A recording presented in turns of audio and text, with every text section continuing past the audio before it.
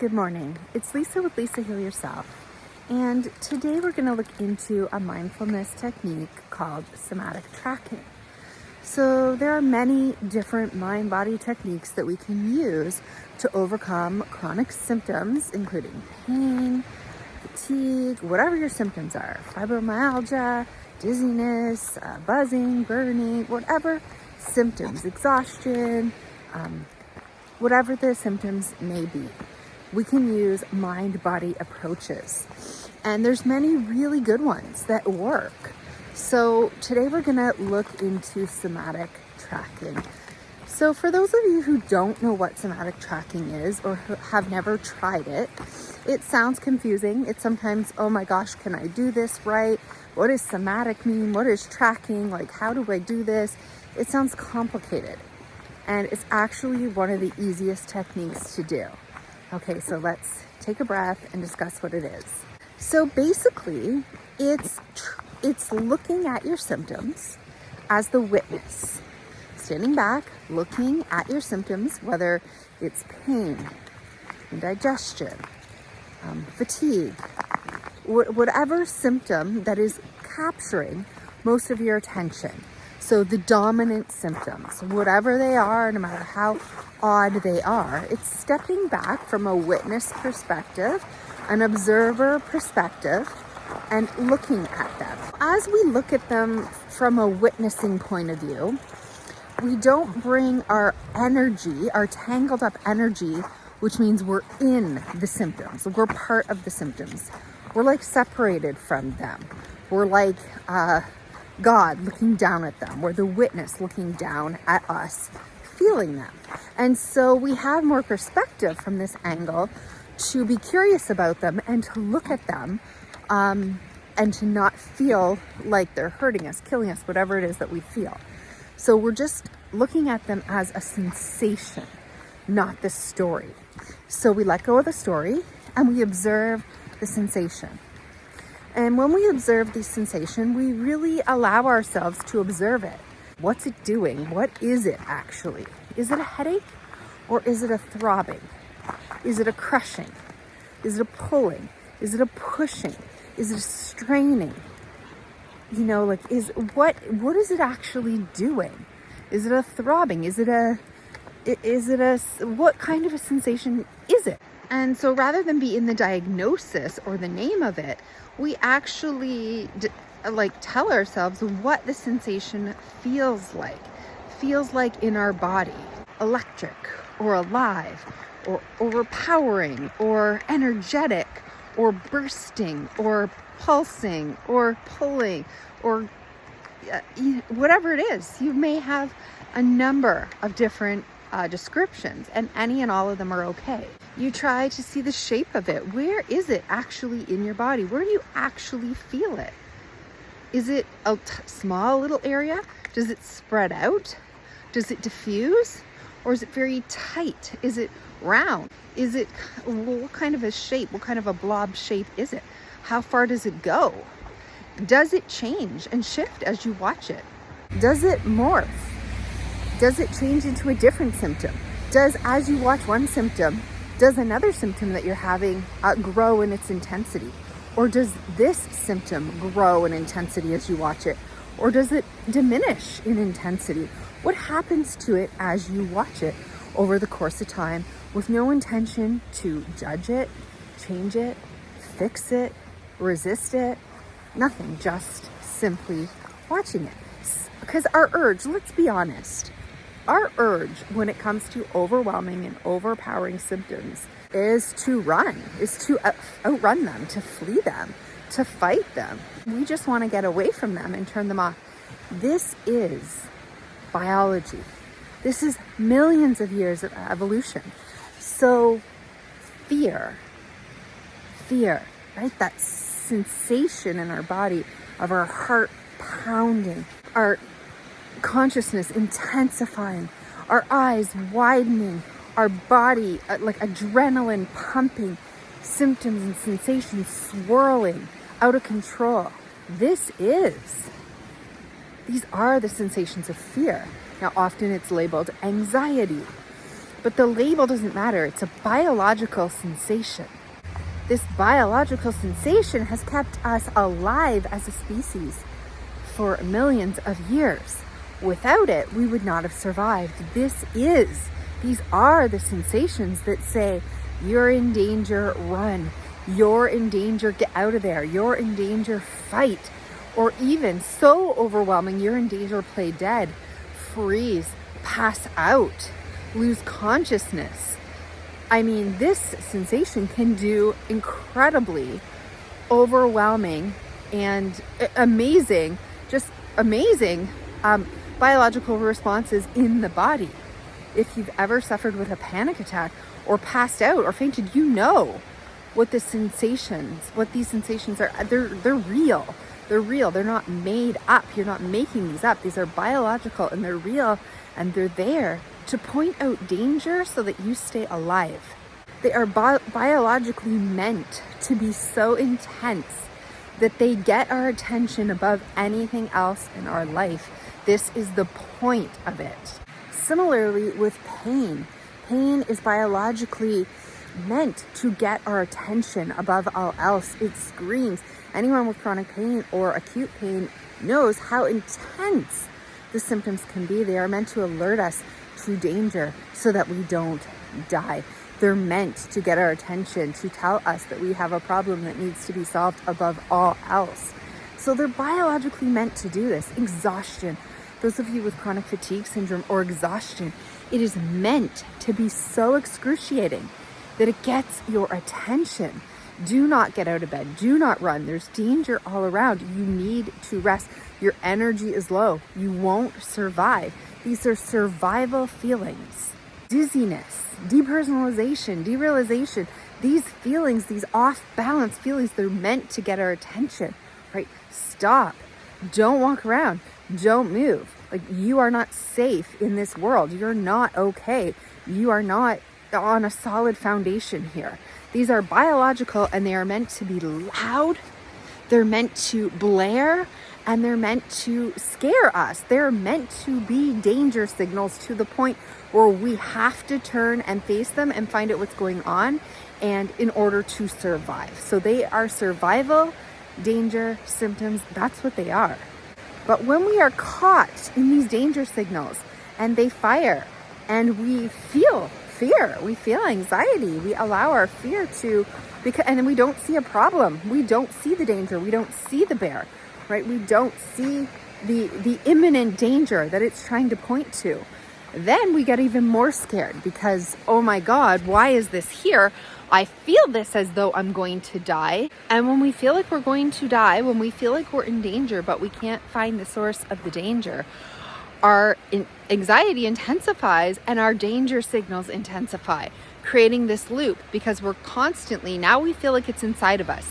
The danger is our body. The danger is us. The danger's inside. It's no longer from an outside source that we're scanning for.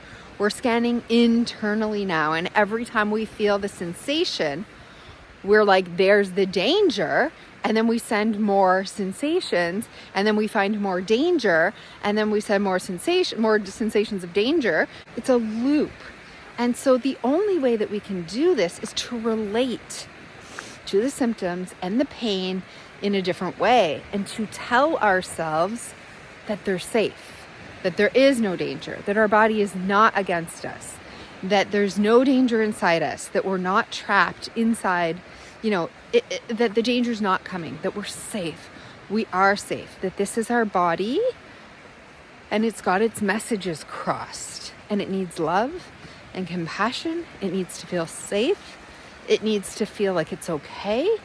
And so the first thing we do when we feel the symptom in order to change it is, instead of getting caught in it, we become the witnesser. We become the observer. And with a mindful technique, much like meditation, we observe, much the way we can observe our in and out of our breath, or observe the sensation of our bum against a chair, or observe, something looking around in nature. We need to observe the symptoms from a neutral standpoint, not wanting to get away from them, not wanting to run from them or scream or fight, and knowing that they're not danger. We can now look at them with curiosity. This is what somatic tracking is. It's mindfully, from a distance, as the witnesser, looking at the symptoms, allowing them to be there with no resistance, no agenda. We're not trying to get rid of them. That is never the goal. I want to repeat that. That is never the goal of somatic tracking. A lot of people think, I just did a somatic tracking exercise for 10, 15, 20 minutes. It didn't work. My symptoms got worse. That's because that's not the goal. Somatic tracking is never, ever meant to change the symptoms. And if you're using it as a tool to, oh my God, I want these symptoms to stop, I'm going to try somatic tracking, you're missing the point of somatic tracking. Somatic tracking is a way of being, right? We'll do it in a session, kind of like meditation. But just like meditation is not meant to just sit for 20 minutes and clear your mind and to be at ease and let go, it's meant to be a way of life, not to accomplish something in a session. Same as somatic tracking. We're meant to continually look at these symptoms. Now, we're going to, of course, do it in a session. Do it in a 5-minute session. Do it in a 10-minute session so you can get the idea of it. But then you want to incorporate it into your life anytime the symptoms are there or overwhelming, or we feel we're caught up in them and we're trying to resist them or run from them. We want to step back and do somatic tracking, where we look, we allow, we observe, we witness, we see what they do. What shape is it? What color is it? What is it, the actual sensation doing itself? We're curious about it. We bring a more light, removed energy to it. Yes, we don't want them there. But what we want to do is we want to interrupt how bad we think these are. We want to interrupt that they're danger. Because when we're in the loop of feeling these as danger, we're just pumping out more of the same symptoms because we're caught in the danger loop. So we need to step back and see these as neutral. We need to allow them to be there. This is our body responding to what it's feeling. It is sending messages of danger to us. And we want to witness them as an observer. And then we want to send messages of safety. I'm okay. I'm safe. Explain. This is just my body getting this wrong. You're okay. You don't need to react. You don't need to respond. I'm going to allow you, body, to talk to me. We allow our body to talk. We allow our body to do what it needs to do.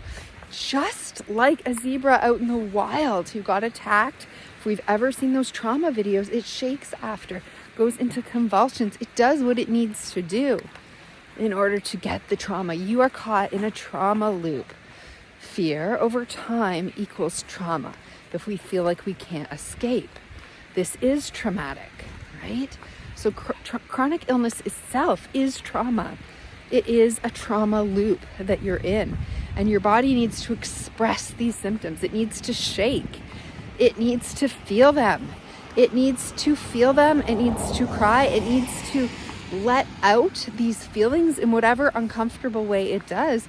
And you need to stay there as the witnesser, observing the way you would a small child, observing the way you would turn on the lights in a closet of a child who's having a terror response to the fact that it believes that there's a monster in the closet. You turn the light on, you gently explain there is no monster. This is their mind playing tricks on them. And then you allow them to have their reaction. You stay calm as the observer, you watch, and you comfort. You comfort with love, with understanding, with accurate information. There is no monster. You are safe. The message that you convey to this child through words are messages of safety. Through body language, your face, your facial expressions, messages of safety. And your touch, you communicate with touch, messages of safety. You hug them, you hold them, you soothe them. You use logic, communication, facial expression, you use touch, you use soothing, whatever you can do to stay calm, to be the grown-up, to be the witnesser, to explain that this is a mistake, there is no monster, to allow them to have their feelings, their reaction, to hold them, to comfort them, right? And allow that energy to eventually diffuse. Now, it may not diffuse in one session when you're doing somatic tracking. It may not diffuse in 10 sessions. It may not diffuse in 100 sessions. That child may go through this every night, for a year. But eventually it's going to get the message of safety. Its guard will begin to be let down. And the more convincing you are, the faster the child is going to get the message and be able to sleep in their room with the lights out without freaking out and just feeling calm and at peace and not scanning for the dangerous monster. Okay, this is just an analogy, but the more it feels, the more it's allowed to experience its feelings, and the more convincing you are by showing it, telling it, and soothing it, calming it down, right? The quicker that this process will work. But we all know we can't rush these fears in children. It takes as long as it takes. So consistent messages over time of safety, continuing to tell, you wouldn't go in one day and start crying with the child and saying, you're right, maybe there is a monster, right? That would set the child back. So it's consistent messages. Every day you have to go into that room and say, there is no monster. You can't change your story. You can't have an emotional reaction. I wish you would just stop crying. You can't fall apart as the child is falling apart. Every grown-up knows this. You've got to come in as the witnesser every time. As the grown-up, right? You've got to turn the lights on and say, no, this isn't real. Your body's responding. Your mind is responding falsely. There is no monster. And I'm here to tell you it's safe. I'm going to hold you. I'm going to rock you. I'm going to love you until you feel safe. And then we're going to do it again the next night if we need to, right? So somatic tracking is about, just like comforting that child, isn't about that they'll never have a fear again, right? This is a long haul. This is about safety, consistent messages of safety, and relating to our pain in a new way, relating to our symptoms, our overwhelming sensations in a new way. Instead of relating to them as the symptoms by the names that we call them, and with the story and the attachment to the stories that we have, we relate to them as sensations only at a distance, and we allow them. We comfort them, we soothe them, we give them consistent messages of safety by just allowing them to be what they are without getting caught up in the fear, right? By bringing down the fear, increasing messages of safety. This is somatic tracking at the heart of it. We will try an exercise in a minute, but I just want you to know this is what it is. It's mindfulness. It's allowing and it's relating to it and responding and reacting to your sensations in a new way, in a way that changes your brain. This changes your pathways. It changes your brain, and it changes. It's brain retraining. It changes every session that you do and that you allow these symptoms when you want to react, when you want to get caught up, but you don't. You're actually changing your pattern. It doesn't feel like you're doing anything, but over time, this adds up and this works. Because one day you're looking at the symptoms like they're no big deal. Just like that kid doesn't need to look in the closet again and doesn't need to cry. It just pops into bed, it reads a bedtime story, it giggles, and it doesn't give it a second thought. So somatic tracking is an amazing tool, just like many other mindfulness tools. And we're gonna go through it quickly in detail now so you can have the experience of doing it. And remember, you are not going to undo millions of years of evolutionary biology to get your attention and respond to this fear in a session. That is just not going to happen. Our mind is powerful. We can override this biological, deep biological reaction that we're meant to have to these sensations. But it's going to take time. It's going to take convincing. It's going to take consistent messages of safety over time, and it's going to take practice. So stay the course and let's get into it. Okay, so settle in. Find a really safe and comfortable place to do this somatic tracking exercise, because you've been relating to your pain in such a dangerous and unsoothing way for so long that we really want to exaggerate our sense of safety for the first, 10 sessions or more. Then you can start to do it wherever, whenever. But for the first one, I want you to find a really safe spot, maybe a most comfortable spot, your bedroom. I've heated up a heating pad. Sometimes if you put those heating pads on you, on the area to soothe it, that's gonna make you feel more comforted and safe and help you to relate to these pain sensations in a new way. I have my favorite soothing tea, and I have my favorite blanket, my cozy blanket. So you don't have to do all this. This is definitely not, what people do for somatic tracking. But I find it helps because right now we're just communicating messages of soothing and safety. So whatever you can do to help that is great. Okay, so lay back in your comfortable spot, feeling soothed already. Take a breath. You can do this with your eyes open, but I like to do it with my eyes closed, because with your eyes closed, you don't have any other distractions, okay? So close your eyes and just allow yourself to become the witnesser of your body. I want you now to focus on whatever sensations are capturing your attention the most. So take a couple deep breaths and ground into them. Make your exhale a little longer than your inhale.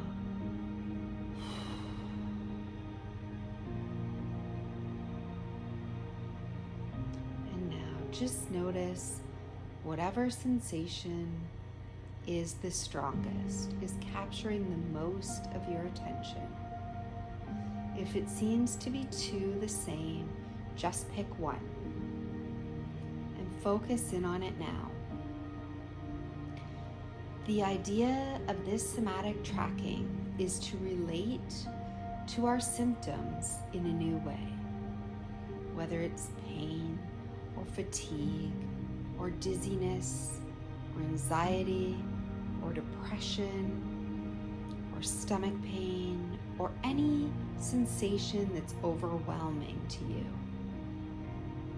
We're going to see it in a new way. We're going to begin to train our brain to see it differently, to relate to it differently, to respond and react to it in a new way. So notice the sensation. Notice the strength of it. Notice its power.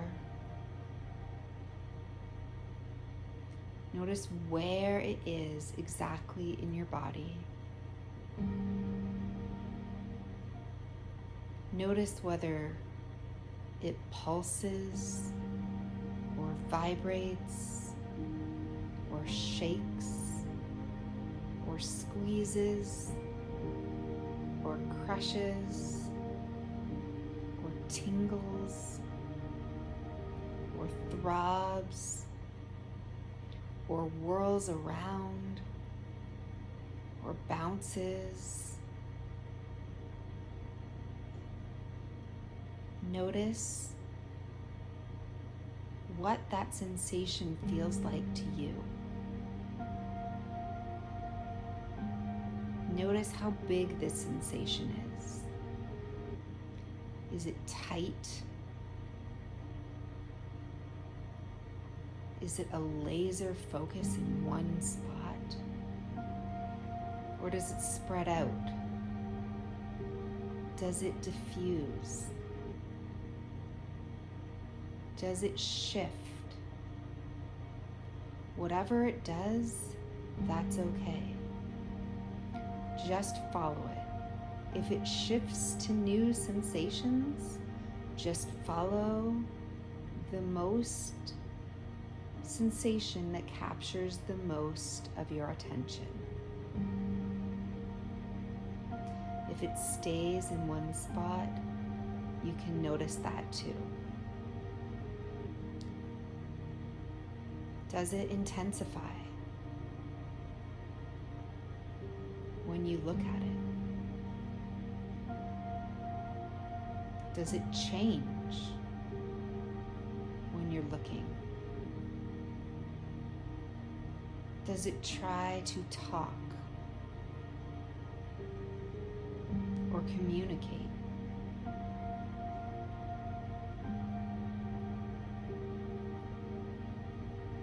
Does it shift?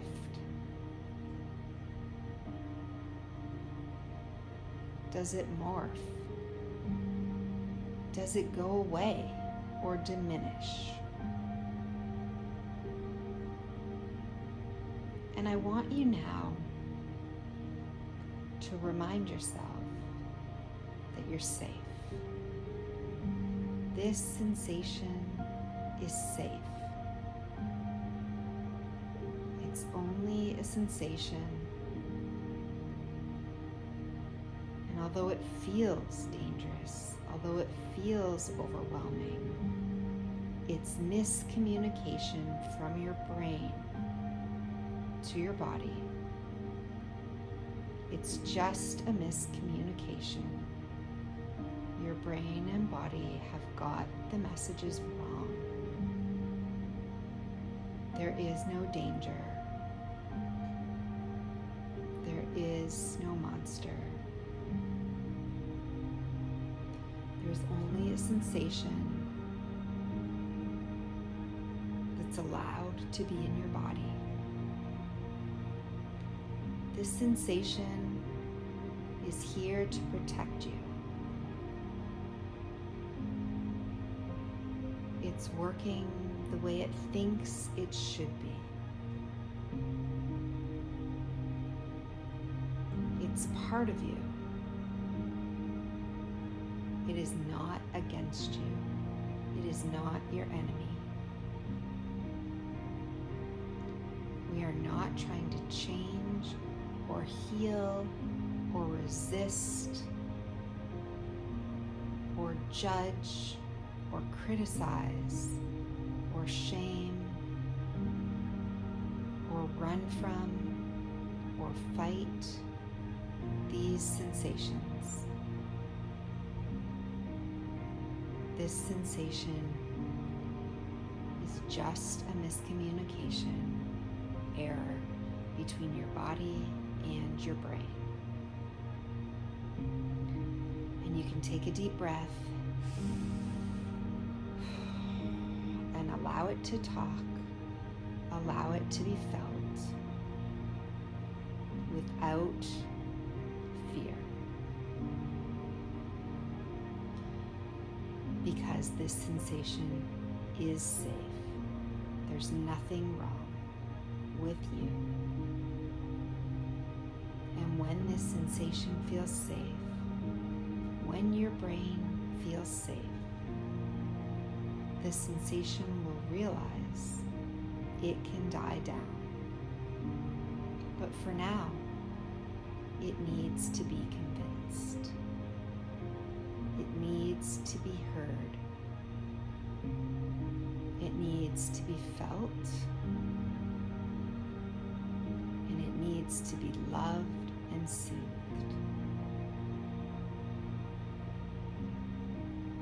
So I want you now to say out loud, this sensation is safe in my body.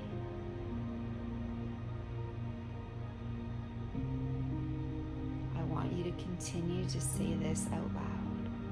I am safe. This sensation is safe.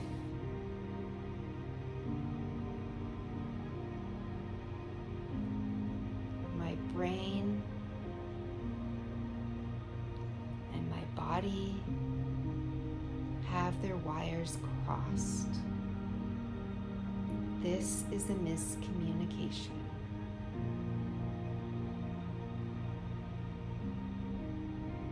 My brain is sending the wrong signal. And my body is responding with fear. But it doesn't have to. I am safe. Repeat after me. I am safe. This sensation is safe. I am not broken. This will go away. Now I want you to let yourself really feel into this sensation now. And to know that it's okay, that it's there. And to just bring a lighter energy to it. To be curious about what it does, even if it's overwhelming. Knowing it's perfectly safe. To give it permission to be in your body for however long it needs to be.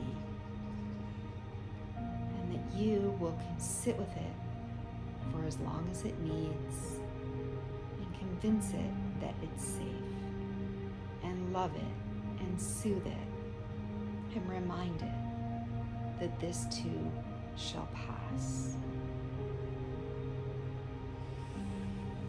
Take some breaths and feel the heat of your heating pad if you have one, or your cozy blanket.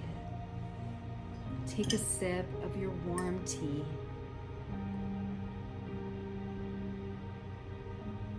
Or just be with the symptom now.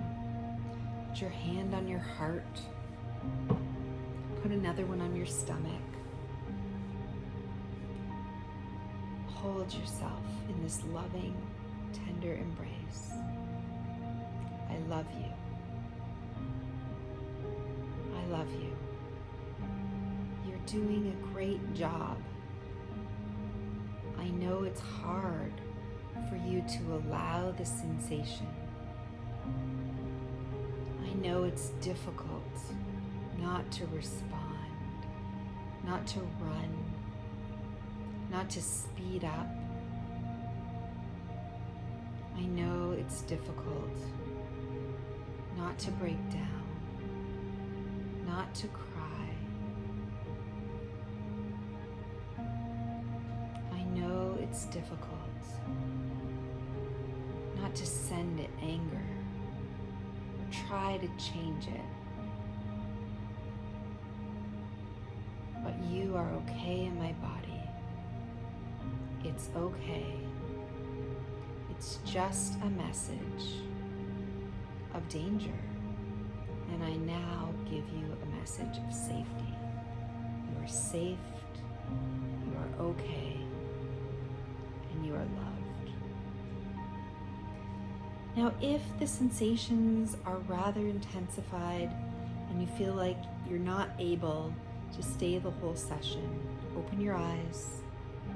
Look around the room, orient to something other than the sensation, orient to this that you're holding, the blanket. Look off into the distance, outside. Orient to something that isn't the sensation, and come back to the sensation when you're feeling safe enough to allow it. Sometimes we're so overwhelmed with the sensation that we can only sit with it for a matter of a few minutes at a time and allow it safely. So you tailor these sessions to how long you can allow, with judgment, with no criticism, without trying to change it. And at first, it may only be a few minutes. And as you go on, you may be able to do a full 10, 15, 20-minute session. It may feel worse to you, or it may feel better. Anything is okay. It's all okay because you are safe. And the more messages of safety you communicate, the more you allow these messages in your body to be felt without danger, over time, consistently, the more they will learn to dissipate, to settle, and to eventually go away. So take a breath. Orient back to the room, away from the sensations, and back to life. Focus on other things. Focus on life. Focus on the day. Focus on something that brings you happiness or peace. And know that you've just done a beautiful thing for your brain. You've responded and reacted to these sensations in a new way. And over time, this new way will become a habit, and it will become easier, and it will become less scary, and it will become more safe. And so you've just finished a somatic tracking exercise. You're safe. So I hope this video was helpful. And if you liked it, share it, give it a like. We will be doing more and different practices of safety and of mind-body exercises. I hope you enjoyed this one, and I will see you in the next video.